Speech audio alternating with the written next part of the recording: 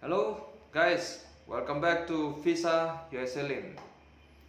Oke, buat video kali ini saya mau bahas tentang step by step pengurusan visa di saya. Oke. Jadi yang paling penting, paling awal itu kalian harus punya paspor yang masih berlaku 6 bulan minimal. Ya, kalau kurang dari 6 bulan nggak bisa. Ya, kalian harus punya paspor yang minimal 6 bulan. Oke. Nah, terus kemudian kalian harus foto ukuran 5 kali 5. Ya, itu pun nanti di email ke saya karena kan standar fotonya juga pasti saya yang edit gitu loh. Oke. Foto ukuran 5 kali 5 itu latar belakang harus putih. Terus kemudian muka face 75%. Terus jangan menggunakan aksesoris ya, softland juga nggak boleh, kacamata juga nggak boleh. Terus kemudian rambut harus tertata rapi ya, terutama rambut ya bagian depan itu jangan sampai bersinggungan dengan alis atau menutupi muka. Oke. Terus kemudian pakai pakaian yang kontras dengan background. Ya, kontras dengan background itu maksudnya apa? Ya kalau backgroundnya putih, kan backgroundnya terang. Nah, berarti kita harus menggunakan pakaian yang agak gelap, hitam atau biru yang gelap gitu ya, bisa. Oke. Terus kemudian tadi sudah ya, jangan menggunakan aksesoris. Ya, itu untuk standar foto. Ya, sisanya biar nanti ukuran dan lain sebagainya biar saya yang edit. Tinggal kirim ke email saya. Oke. Terus kemudian yang ketiga itu kalian harus mengisi form dari saya, form tambahan ya, yang mana itu nanti semuanya itu berkaitan dengan data diri kalian. Jadi kenapa harus kalian sendiri yang ngisi? Karena saya juga pasti nggak tahu ya data diri kalian tuh seperti apa ya. Jadi itu perlu diisi sehingga itu nanti saya bisa kerjakan. Terus kemudian berikutnya itu saya perlu difotokan kakaknya ya, kartu keluarga. Oke. Nah, sorry, saya balik lagi ke bagian paspor ya. Bagian paspor itu saya minta difotokan bagian nama dan nomor paspor, terus kemudian semua stempel yang ada di paspor kalian. Nah, karena kenapa? Dari situ ya kadang-kadang saya perlu tahu kalian tuh pernah kemana saja ya, dan histori kalian pernah kemana saja itu saya perlu tahu karena itu ada hubungannya, ada kaitannya dengan settingan saya nanti pada saat pengerjaan D160.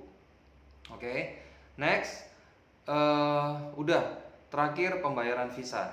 Ya, pembayaran visa itu dilakukan sekaligus bersamaan dengan semua persyaratan yang tadi saya sebutkan.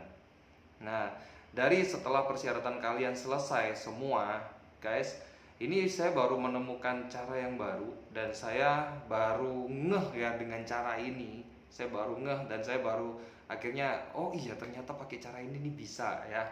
Dan guys, pengurusan visa di Visa USA Link di saya, begitu kalian mengurus hari ini, kalian sudah menyiapkan semua dokumennya dan sudah transfer biaya ke saya, maksimal paling lama besoknya kalian sudah bisa ambil jadwal interview. Ya, besoknya itu paling lama ya, kalau misalnya kalian dealnya dengan saya pagi ya mungkin sore atau malamnya juga sudah bisa ambil jadwal interview ya, tapi kalau misalnya malam paling lambat besoknya sudah bisa ambil jadwal interview ya. Ya mungkin ada terhalang, saya lagi berhalangan dan lain sebagainya, mungkin kalian yang lagi berhalangan ya. Jadi intinya besoknya paling lambat itu kalian sudah bisa mendapatkan jadwal interview. Nah, kalau ditanya sama saya, kok jadwal interview sekarang kapan? Guys, kita nggak pernah tahu guys ya, karena yang menyediakan jadwal interview itu online dan itu harus melakukan pembayaran terlebih dahulu baru kita bisa ambil jadwal interview. So kalau misalnya kita belum melakukan pembayaran, belum mengisi data dan lain sebagainya, jadwal interview juga nggak nampak gitu. Saya sendiri juga nggak tahu gitu ya, cuman paling bisa mengira-ngira aja sekitaran sekian, sekitaran tanggal sekian sampai sekian gitu ya, tapi pastinya nggak bisa, kita nggak bisa tahu ya, karena itu jadwal interview itu udah macam kita kayak booking hotel atau booking tiket pesawat ya, yang setiap menit mungkin setiap jam bisa berubah.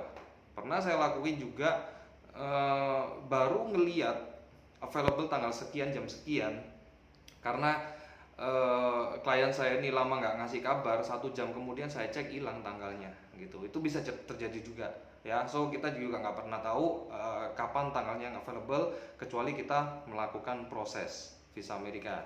Oke. Setelah proses semua dilakukan, kalian udah mendapatkan janji temu, interview, jadwal interview. Nah, kita baru fokus menuju ke DS160. Karena kan kalau misalnya kita udah dapet jadwal interview kan nggak mungkin ya. Saya rasa nggak mungkin. Sepengalaman saya nggak mungkin kalian dapat jadwal interview sekarang, interviewnya minggu depan. Itu nggak mungkin sama sekali. Nah, itu pasti ada jeda ya antara kita mulai start ngambil jadwal sampai dengan tanggal kita di interview. Itu ada jeda kira-kira 2-3 minggu. Atau kalau lagi high season bisa sampai 1 bulan kemudian kalian baru bisa di interview. Nah, di jeda waktu ini kita bisa prepare DS160 ya. Kita bisa prepare DS160, jadi kita bisa setup, kita bisa setting dengan santai ya, kita bisa diskusi ya. Saya bilang nanti saya kasih saya bikin kayak begini ya. Oke, jadi kalian juga bisa memahami DS160 yang saya setupkan tersebut. Oke, nah jadi step-stepnya seperti itu ya. Jadi mulai dari pengumpulan dokumen sampai dengan pembayaran. Terus kemudian kalian langsung ngambil janji temu, baru kita set up DS160 sampai dengan kita berdua sama-sama setuju, kita berdua sama-sama cross check, tidak ada kesalahan sama sekali di DS160, baru akhirnya kita submit DS160. Dan ingat ya guys, ingat DS160 yang sudah disubmit tidak bisa direvisi gitu ya. So setiap kali klien saya selalu minta kepada mereka tolong dicek seteliti-telitinya ya, dengan sangat-sangat teliti. Karena ya itu tadi, kalau misalnya saya udah submit DS160, DS160 itu sudah nggak bisa direvisi. Artinya kalau misalnya ada kejadian kesalahan nama, kesalahan alamat, ada kesalahan nomor paspor, visa yang kecetak di paspor kalian itu juga akan mengalami kesalahan. Ya, itu kemungkinan pertama. Terus kemungkinan yang kedua, kalian sudah akan ditolak tanpa alasan. Gitu, oke? Nah, setelah submit dokumen, nah itu baru mulai akan saya arahkan kalian untuk berbuat sesuatu sebelum menjelang latihan interview. Ya, jadi setelah ini semua selesai, janji temu kalian sudah dapat, konfirmasi DS160 juga sudah dapat. Nah, nanti saya akan udah mulai ngarahin kalian sampai dengan 1 minggu kalian sebelum di interview itu kita akan briefing. Nah, di briefing ini kita bahas semuanya tentang DS160 dan semua setupan yang saya buatkan ini tadi gitu. Dan briefing interview itu juga saya membahas tentang gimana cara menghadapi, terus kemudian gimana cara jawab, pertanyaan apa aja kurang lebih dipertanyakan, kayak gitu-gitu ya. Terus kemudian saya juga membahas tentang apa yang ada di dalam DS160 tersebut. Ya, setup-nya kayak gimana itu saya bahas semuanya ya. Nah, sampai dengan 1 hari sebelum kalian di interview, kita baru melakukan latihan interview. Nah, latihan interview ini beda dengan briefing. Ya, so kalau briefing kalian bisa tanya jawab ke saya, kalian bisa tanya segala macam ke saya, apapun yang kalian mau tanya kalian bisa tanya. Tapi kalau yang namanya latihan interview, ini saya nggak bisa. Saya pasti warning sebelumnya ya kepada beberapa klien-klien saya yang dulu itu saya selalu bilang, pada saat kita latihan interview jangan pernah lagi ada pertanyaan kalau ditanya kayak begini terus jawab apa ya. Nggak bisa ya. Jadi latihan interview itu kalian harus menganggap saya sebagai officer. Jadi kalau misalnya kalian sama saya aja jawab kayak begitu, nah gimana sama officer gitu loh. Kan sama officer nggak mungkin pada saat kamu ditanya, officer kalau misalnya ditanya kayak begini saya jawab apa ya, ya kan. Nah, fungsi latihan interview itu kita saling koreksi guys ya, saling koreksi. Kalau misalnya ya bahasa kalian kurang bagus, terus kemudian penjelasan kalian kurang menjelaskan, nah itu saya biasanya koreksi di sana. Nah, itu baru kita namanya latihan interview.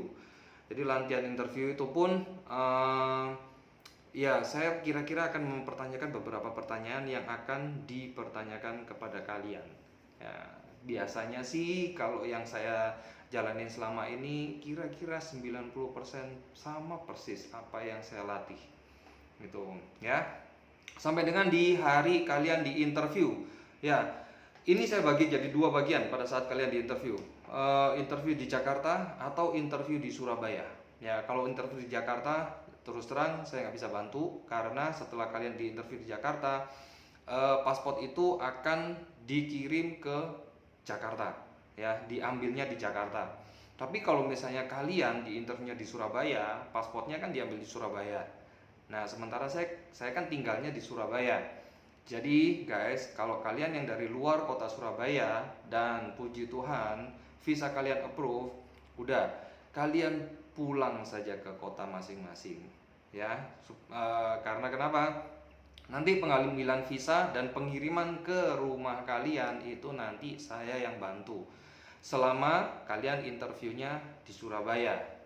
Oke. Nah, tinggal nanti kalian harus menandatangani surat kuasa yang memberi kuasa kepada saya untuk mengambil paspor kalian gitu ya. Jadi kira-kira seperti itu step by stepnya ya, dari awal sampai akhir ya, pengurusan visa di visa US ELIM.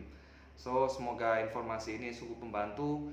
Next video akan lebih informatif lagi, tetap di visa US ELIM. Thank you.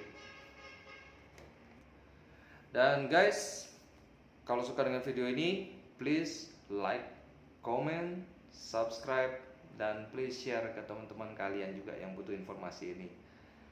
Sekali lagi thank you, sampai ketemu di video berikutnya. Bye bye.